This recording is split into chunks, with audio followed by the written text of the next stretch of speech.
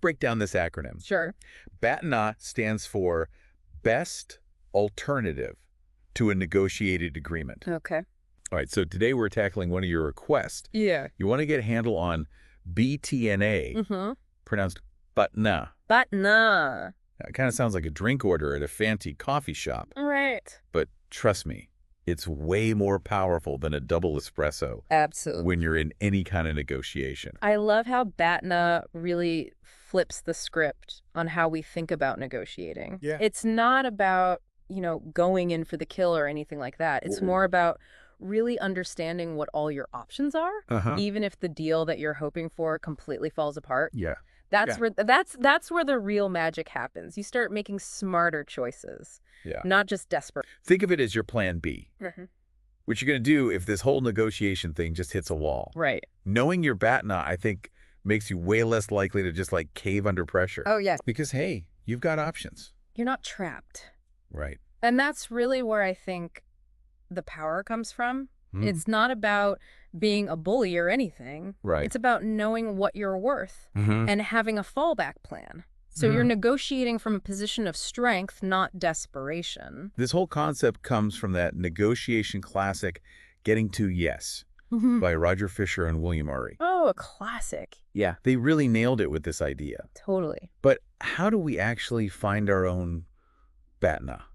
That's the question, right? It can't be just wishful thinking. No, it's got to be real. Right. So let's say you're trying to land a new job. Okay. And the salary negotiation is not going the way you want it to go. What's your BATNA? Yeah. What is it? Do you have other offers on the table? Could you freelance for a little while? Maybe take some online courses to kind of boost your skills? Nice. And then try again later when you've got even more to offer. So it's about getting creative and thinking beyond just this immediate situation. Right. Not just this one job, but the bigger picture. Yeah, the long game. Yeah. You start mapping out those alternatives, and all of a sudden you're not just reacting to whatever the employer's throwing at you. Right. You're thinking strategically about your whole career, weighing the pros and cons of each path. Yeah. What's the most feasible? What's the most likely to get you where you want to be, even if it wasn't your first choice? Here's what gets really interesting to me. Okay. The stronger your BATNA, the more leverage you have. Right. Oh, absolutely. It's like a secret weapon you bring to the table. I like to think of it this way. Okay. Imagine you've got a startup, let's call them Tech Hope. Tech Hope. And they're developing this amazing new gadget. Right. But they need this one specific component. Okay. But the supplier knows they're desperate to get it. Uh-oh. And so they jack up the price. Ouch. It's gotta hurt. It can be really painful. Tech Hope's probably sweating bullets right now. Yeah, potentially. But this is where a strong BATNA could really swoop in and save the day. Right, exactly. So imagine if Tech Hope did their homework and found a couple other suppliers, maybe smaller ones with longer lead times. Yeah. So they're not putting all their eggs in one basket. Exactly. They've got options. They have choices. Right. Now, when they go back to that first supplier, they're not just begging for a better price. Right. They can casually mention, hey, we've got these other options we're exploring. It's not even a threat. Right. It's just information. Just Yeah. knowing they have a BATNA, give them leverage. The Brahman Legal article had that great story about Initech. Oh, yeah, in a tech. That tech startup facing a similar situation. Classic case study. They needed a specific part, Right. and the main vendor was playing hardball with pricing. Ugh, I hate when that happens. Yeah. What Initech did so brilliantly was their prep work. They didn't just assume they were stuck. They went out and they hunted down alternative vendors. Oh, wow. And got quotes. So they knew what their other options were. Exactly. They had a clear picture of their BATNA. And it totally worked. It did. The original vendor saw that Initech wasn't desperate, and they got a lot more reasonable. That's the power of a strong BATNA. Wow. The vendor realized they weren't dealing with a pushover. Right. Initech showed them they had choices, and suddenly everyone was willing to play fair. So what you're saying is, even if we're not running a tech startup, Yeah, this BATNA stuff applies to us everyday folks too. absolutely. Whether you're haggling over a car price or just figuring out where to go for dinner with friends, Exactly. having a plan B takes the pressure off. It does. You can be calmer, more strategic, and way less likely to sell for something you'll regret later. Totally. It's all about having options and making informed choices. That's BATNA in a nutshell. Yeah, the power of knowing your alternatives. Love it. Yeah. It's like that feeling of being trapped, Yeah. and then realizing, wait a minute, I actually have choices. Uh-huh. That's what BATNA gives you. Hmm. That freedom to walk away if the deal just isn't right. Yeah. And the confidence to really push for what you deserve. Okay, so we've got what a BATNA is, we've got how to find one. Right. But I'm guessing there are some classic blunders people make when they're actually trying to use their BATNA. Oh, for sure. Like, is it something you just, like, wave around like a threat? That's a big misconception. Yeah. You don't want to go storming into a negotiation like, hey, I've got a better offer over here. Right. That's not strategic at all. Yeah. And it could really damage the relationship.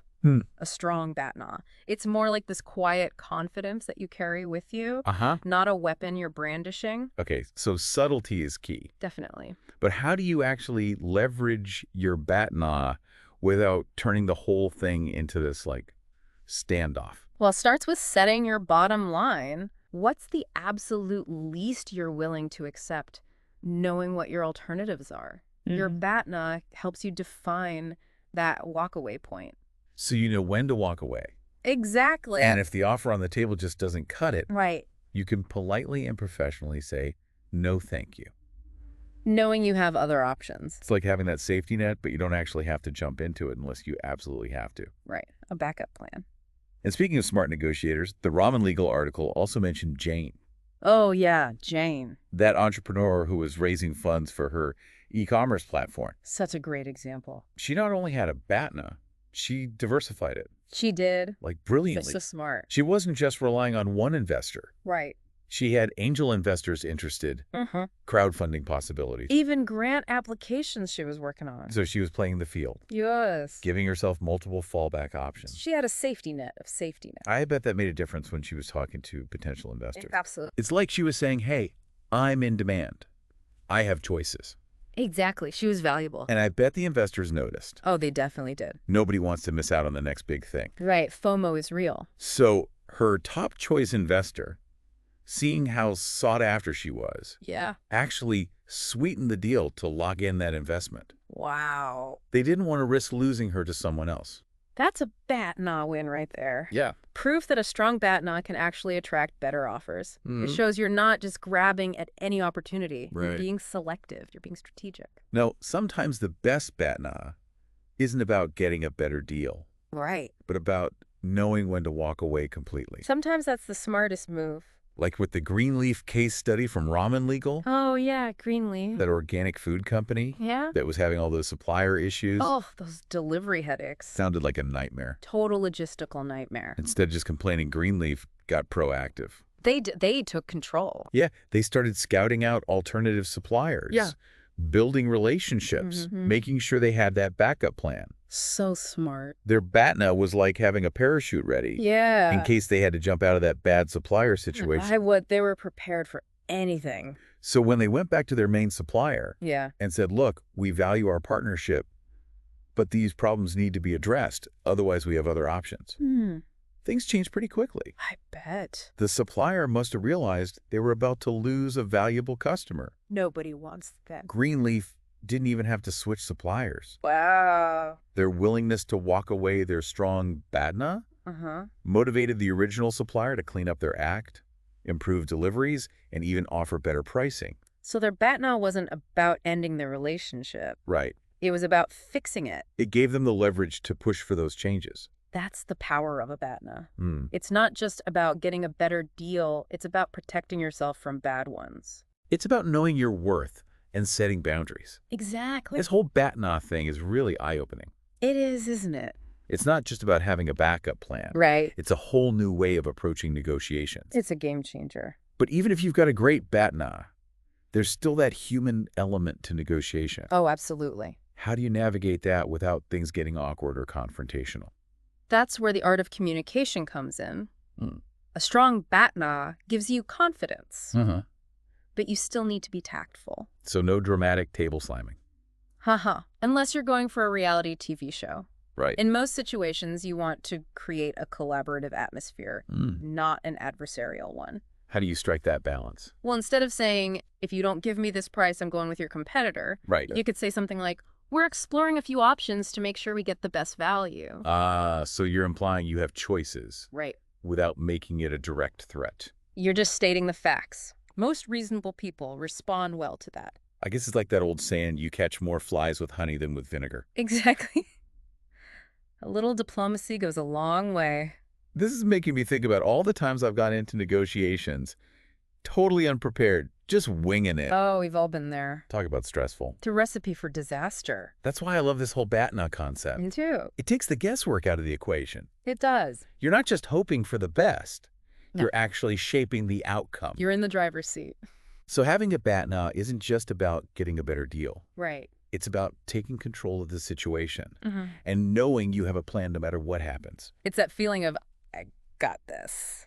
I love that. Yeah. It's like taking your destiny into your own hands. Exactly. But let's be real. Even with a BATNA, negotiations can get tricky. Oh, for sure. Any tips for navigating those choppy waters? Stay flexible. Okay. Don't get so married to your initial BATNA that you're blind to new information. So be ready to pivot. Exactly. If things take an unexpected turn. And remember, your BATNA isn't static. It can evolve as you gather more information or explore new possibilities. Okay. Maybe you start with one set of alternatives and then you discover an even better option down the line. It's like that saying, the only constant is change. Right. You have to adapt. Another key tip. Okay. Pay attention to the other party's BATNA. Oh, that's a good one. Not just your own. Right. What are their alternatives? What are they hoping to achieve? It's like a game of chess. You're trying to anticipate their next move. Exactly. Understanding their BATNA gives you valuable insights into their negotiating position. It does. And helps you craft a strategy that addresses everyone's needs. Right. It's about finding that win-win. This is making me think about that classic negotiation tactic. Yeah. Trying to figure out the other person's bottom line. Their BATNA is a big clue to that. If you know their alternatives, you have a better sense of where their walkaway point might be. It's like having a secret decoder ring. I love that analogy. It's all about gathering information and using it strategically. Exactly. Knowledge is power. This whole BATNA thing is a lot deeper than I initially thought. It is. It's not just about having a backup plan. Right. It's about a whole new way of approaching negotiations. It's a mindset shift. What stands out to you as the biggest takeaway from our deep dive so far? That feeling of empowerment that comes from having a BATNA. Realizing you always have choices, even when it feels like you don't. I love that. Approaching negotiations with confidence, knowing you have a plan, and being willing to walk away if a deal doesn't meet your needs. It's not about being aggressive or manipulative. It's about being prepared and knowing your worth. Absolutely. Well said. Thank you. And speaking of transformations, in our next segment, we're going to shift gears a bit. Okay. And explore a fascinating case study. Ooh, I love case studies. Where the best BATNA wasn't about negotiating a better deal. It was about walking away altogether. Sometimes that's the most strategic move. Stay tuned. Okay, we're back. And before the break, you were talking about how sometimes the best BATNA is actually walking away from the negotiation. Right. It sounds a bit counterintuitive. It does, doesn't it? Especially after we've spent all this time talking about, how to leverage our options. But think about it. Yeah. Sometimes holding on to a bad deal can cost you way more in the long run than just walking away. It's like clinging to a sinking ship. Exactly. When there's a perfectly good lifeboat. Right there waiting for you. Okay, so how do you know when it's time to abandon ship, so to speak? It's a good question. When does walking away become the smartest BATNA? Well, I think one of the biggest signs is when the potential costs of the deal, whether it's financial, emotional, or even reputational, start to outweigh the potential benefits. Yeah. That's when you really need to step back. So it's not about being stubborn or refusing to compromise? No, not at all. It's about recognizing when a negotiation is leading you down a path. Right. That's just not in your best interest. It's about having that self-awareness to say, you know what, this isn't working for me. Yeah. And I'm willing to walk away to find something better. You mentioned the Greenleaf case study. Yeah, Greenleaf. From the Ramen Legal article. Right. They were facing all those supplier problems, but they didn't actually walk away in the end, did they? That's true. So what happened? Well, their willingness to walk away was actually the key to turning the whole situation around. Okay. Remember, they were dealing with inconsistent deliveries, Right. quality issues, and a supplier who just wasn't taking their concerns seriously. Sounded like a recipe for disaster. It really was. Especially for a food company. But Greenleaf had wisely developed a really strong BATNA. Yeah, they did their homework. They had researched alternative suppliers, built relationships. And made sure they had a viable backup plan. So they weren't bluffing when they said they might have to go with someone else. They had options. Real options. And when they went back to their main supplier and presented their concerns, they made it clear that they were prepared to walk away if things didn't improve. That's the power of a strong BATNA. I bet that got the supplier's attention. Oh, I'm sure it did. At first, the supplier tried to downplay the issues. Of course. But Greenleaf stood firm. They did. They calmly and confidently reiterated their concerns. And their willingness to walk away. So it was that unwavering commitment to their BATNA that turned things around. Exactly. The supplier finally realized that Greenleaf wasn't messing around.